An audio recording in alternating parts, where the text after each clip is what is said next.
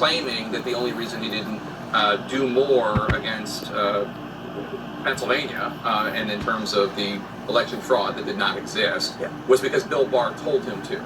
Right. So stand down. He's blaming it on Barr, and Barr's out there saying it's not true. He didn't tell him not to investigate the claims.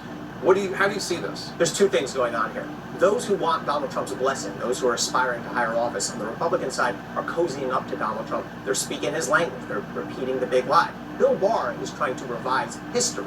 He's reminding us that late in the game, he did stand up and say, there's no evidence of election fraud. That was well after the election. What he's leaving out, and I do not leave out of the book, is that for many months leading up to the election, Bill Barr used his position as Attorney General, the most powerful prosecutor in the country, to fan those flames, to push the false narrative of election fraud.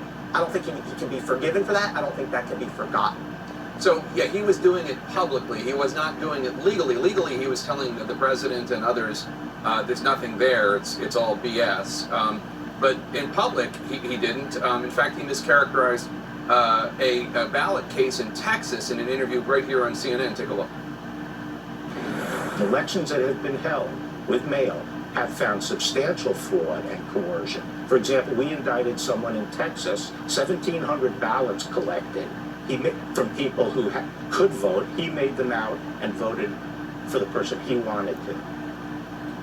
That didn't happen, though. No, that's a complete lie that Bill Barr gave. It's misinformation. And I remember watching that interview with Wolf and watching Bill Barr say that, 1,700 ballots, and I went, wow, okay, that's significant. Turns out it was not a DOJ case, it was a state case, and it involved one single fraudulent ballot, and DOJ the next day had to issue a correction. What did they do? They blamed some low-level staffer. But spreading that kind of nonsense is so damaging from the Attorney General because 1 million plus people watched that interview with Wolf Blitzer where Bill Barr put out this false information. How many people saw the retraction the next day? I'm sure a fraction of that. So Bill Barr helped fan those flames. Bill Barr gave an interview to John Karl for his book, and John Karl had an excerpt in The Atlantic in which Bill Barr made his case, talked about everything he did to push back on what he called, quote, bullshit. Sorry, he's trying to push.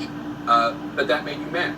Yeah, look, if Bill Barr knew it was BS after the fact or during the fact, why was he scooping it? Why was he foisting it on us for many months leading up? So look, Bill Barr has a mixed record on this, but to me what matters most is what you did at the time of crisis. What he did when the big lie was being built, when the flames were being fanned. He was part of that. Did he change course late in the game? Yes, he did. Is it better that he did that than that he did nothing? Yes, but he can't escape accountability for the fact that he helped fan these flames. And you proposed specific reforms for the Justice Department, among them clarifying the ban on foreign election aid, adopting rules to limit communication between the White House staff and people, top officials of the Justice Department. You also called for reinforcement in the ethics and recusal process, noting multiple times when Barr could have recused himself. Yeah, absolutely. I mean, remember the Mueller report, right? Bill Barr wrote what we call the audition memo before he became AG, where he prejudged the whole report. He said in his memo, it is fatally misconceived, Robert Mueller's investigation. Fatally, that means dead. He takes over. You would have to recuse yourself as a prosecutor if you gave that kind of opinion. Sure enough, he did exactly what he told us he should have done. All right, the book, Hatchet Man, How Bill Barr Broke the Prosecutor's Code and Corrupted the Justice Department. It is out now. Ellie Honig, thanks so much for being here. Thank you, Jim. I appreciate it. And also, thank you so much